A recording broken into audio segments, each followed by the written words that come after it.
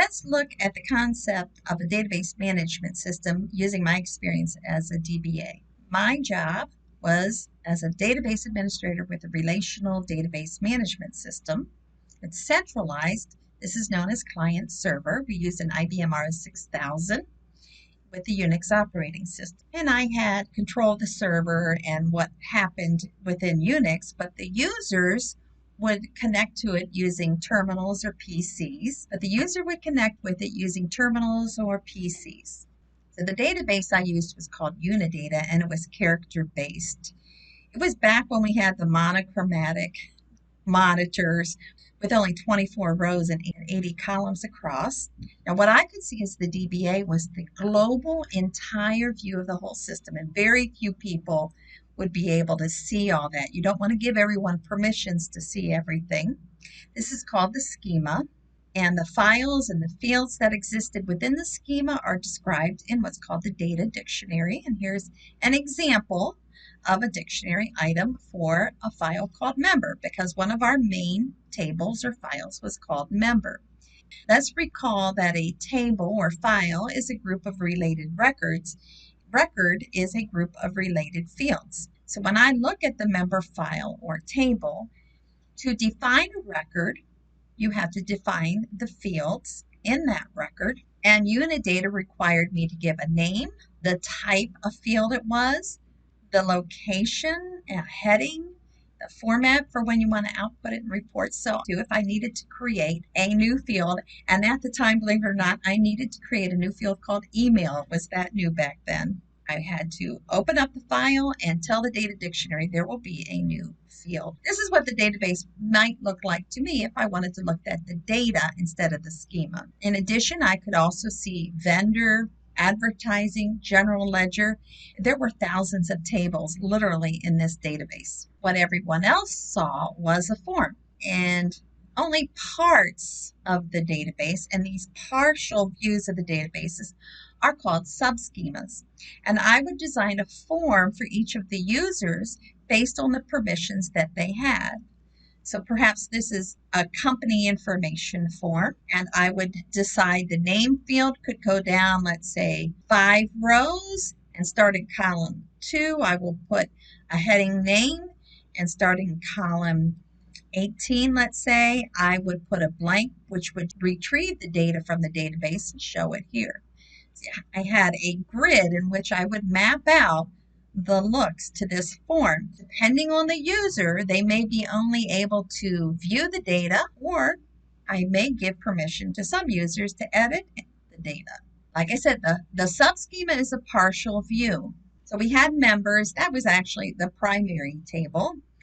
And most people could see some member data, but maybe not all member data. We had 1 or 2 people that could enter member data.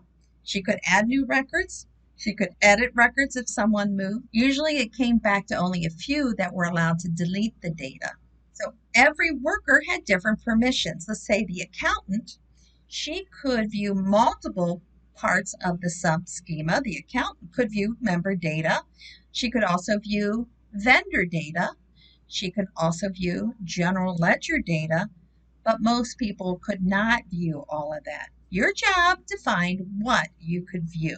Since our accountant was not a system administrator, I have to generate screens like forms like the last slide for her to easily view the content of the database. What I've been describing was the logical view. The physical view is I have a RS-6000 server, and it has a root folder, and within the root folder is a folder called user, and within that folder is a folder called UD, and within there ARA. So that, and within that directory we would have a file called member that would contain the member records. Other jobs I had as a DBA was security.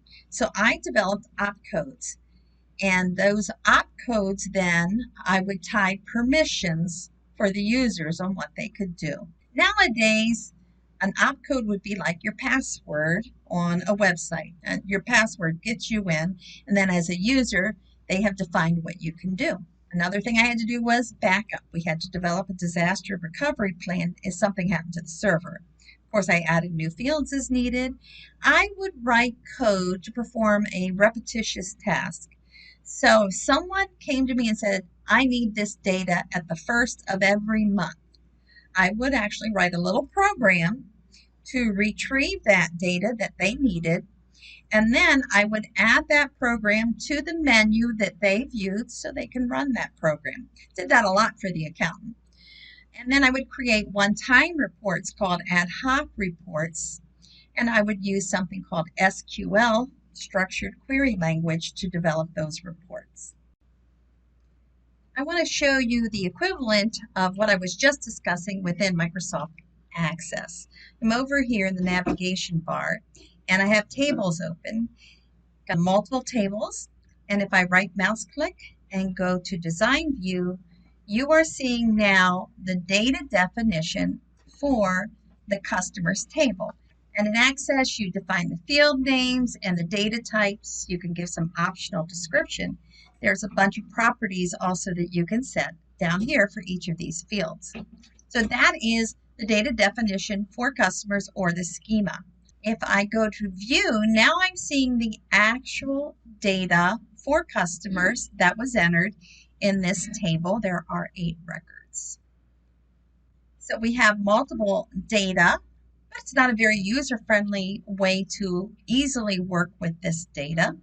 So what a programmer is going to do is take this data and develop forms, programs to make this database easily maintainable. Here is a form called Main Menu, and a little double click shows that this is all about orders, customer placing orders for products.